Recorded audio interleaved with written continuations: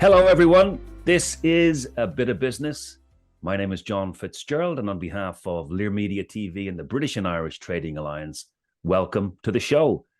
Our episode today is a special edition, 10 years, 10 questions, with Paul Whitnell, the president and founder and driving force behind BITA, which he set up in 2012. After 10 years of hard work, Paul has now multiple chapters across Ireland and the UK with BITA, with about 700 member companies representing over 15,000 people, plus a global forum chapter made up of folks across the globe as BITA has gone international. Paul, welcome to the show this morning. Good morning, John. How are you? Good, thank you. So, to mark the occasion of 10 years of the British and Irish Trading Alliance, we have 10 quick-fire questions for you, one for each year that BITA has been established. So, why did you set up BITA 10 years ago? I suppose on reflection, it was to do with the change that I had gone through coming over from the Ireland to the UK, whereby there was a different culture, there was a different process in terms of meeting people. And it was my frustration led to me having to think outside the box and create an organization that BITA would then help those who were in a similar position going forward. But then the realization also was that I believe that my generation are responsible for the demise of better practice. I feel that we were looking for a cheaper, faster, quicker way in everything. And there's when you have that type of mentality creeping into life, it's not healthy. And when you have it creeping into business, it's costly.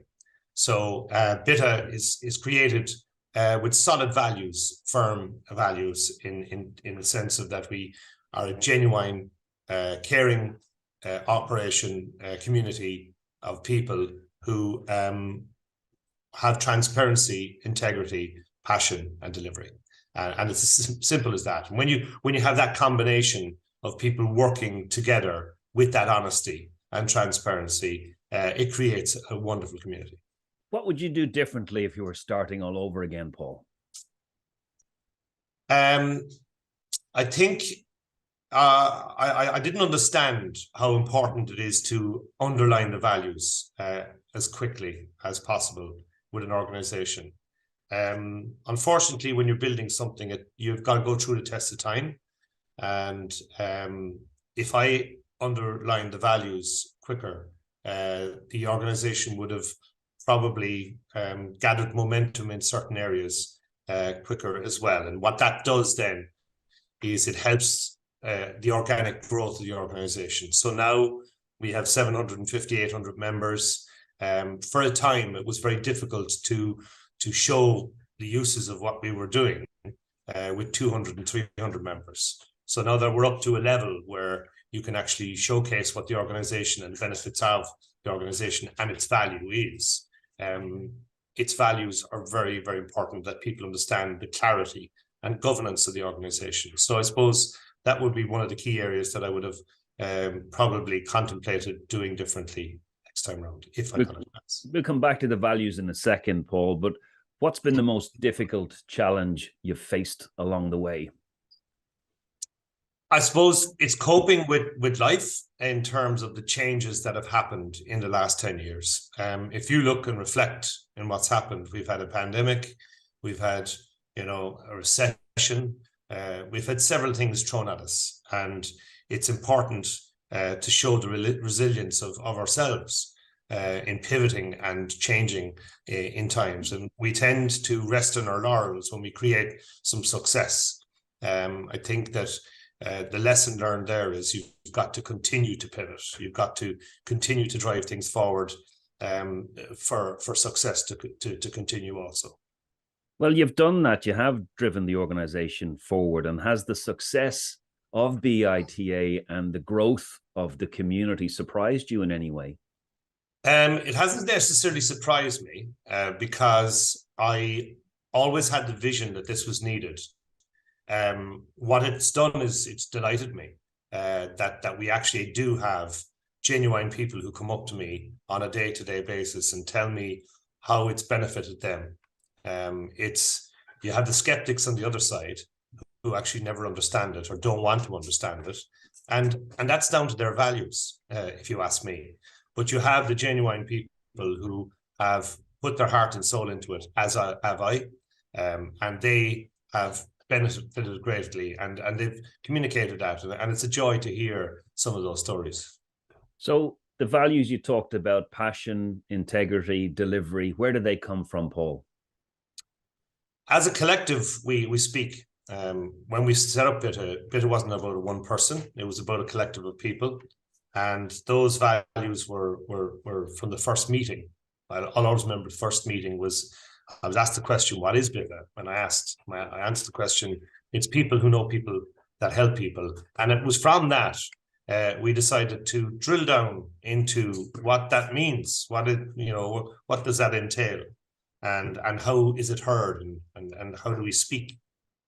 And all of these things, we put a bit of devil in that detail. And today we have a firm grip on what it's all about and our vision and where we're going and our goals. And it's important that you actually do that early days in any organization to get your messaging right.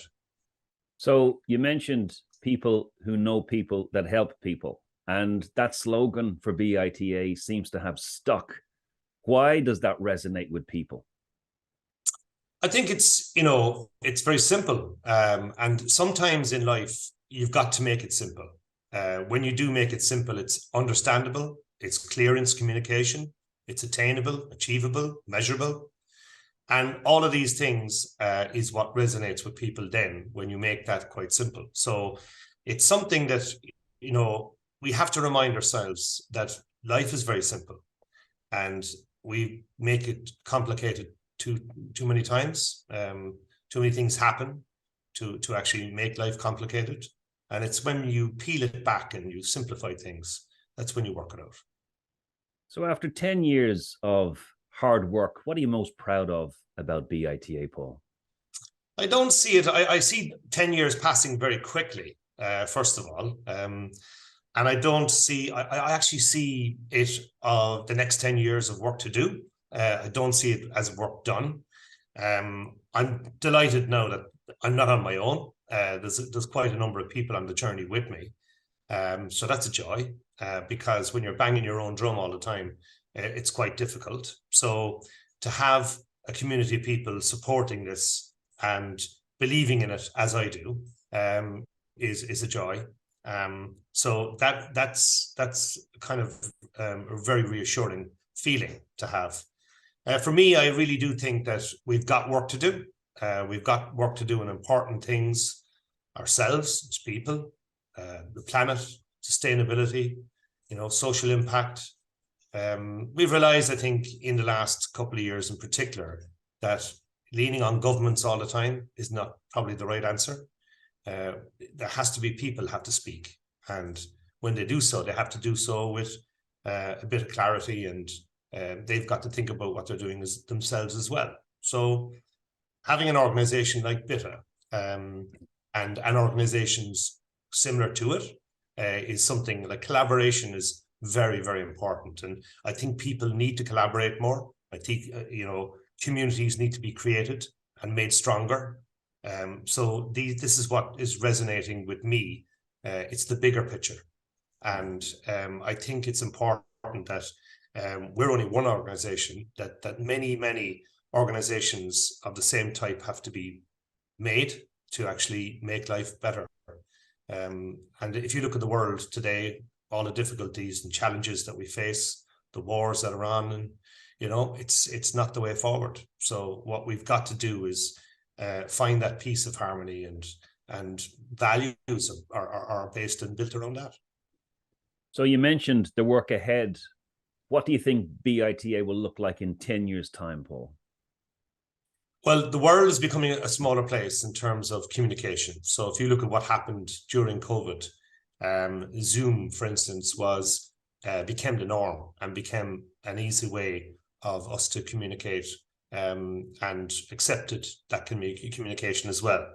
So I think that's made it easier to actually get her messaging out there. But I think now what we've got to do is understand what's important to tackle in agendas and get that collective really, really going and resonating.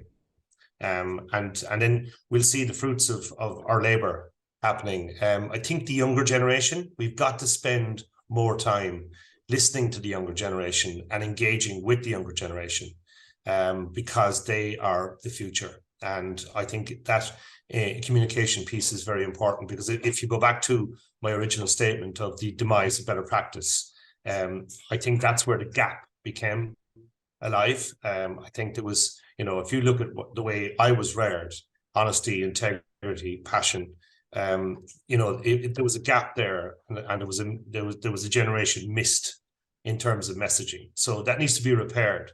And I think how we can start that process is by listening to the younger generation, re-educating them in lots of ways, and letting them re-educate us as well, understanding how they feel, and bridging that gap. So communication is the key to everything here. Where does your passion and drive come from? It's a great question. I suppose my belly is the answer to that. I was always very driven in a certain way, and the confidence that it might appear to be there, believe it or not, is not. Sometimes it's a lonely place, leadership, and sometimes I feel, am I doing the right thing? But one thing I did get, and I suppose I got this from my dad and the messaging from him, was to drive forward and not to be afraid, because mistakes are to be made and you can learn from mistakes. So therefore, don't be afraid to make them. And that was very important. My passion is, I suppose, 10 years of the experience has shown me that this is very worthwhile. And I believe that if we leave it to others, well, then it's not going to happen. So take it on yourself. Last question for you, Paul. What's your message to anyone out there listening who's thinking about joining BITA? Well, there's a slogan that I use an awful lot, and that is, together we are stronger. I would ask people to have a listen to what we're saying as an organization. And because as an organization, as we grow with the right people who engage in the right way, we will be stronger. And if you look at what we've done in certain aspects of our growth in the last 10 years, the campaigns that we've taken on, like Be Plastic Aware, the Labour campaign recently in London, and the successes that are attached to that, those successes are down to people. Those successes are down to not just one individual, they're down to the power of people. And that's what we have as an organization now. We're respected for that. We have the integrity attached to it. So what we're saying is, look at BITA in just not one way, in many ways, in terms of how you can utilize the organization to benefit you. You can learn, you can save costs, you can be part of the community, you can be part of a culture, you can be successful as a number. And that's what BITA has to offer anybody. It's a number of things, not just one. So I would ask people to seriously consider strengthening this community and doing that, not just in Britain, Ireland, doing it all over the world, because communication is key to the success of our future. Very good. Well, that's 10 questions and 10 answers, Paul. Many thanks for joining the show once more today. I know for a fact that the BITA community always enjoys hearing directly from you. So, ladies and gentlemen, this has been A Bit of Business. My name is John FitzGerald. Thank you all for watching. Thank you.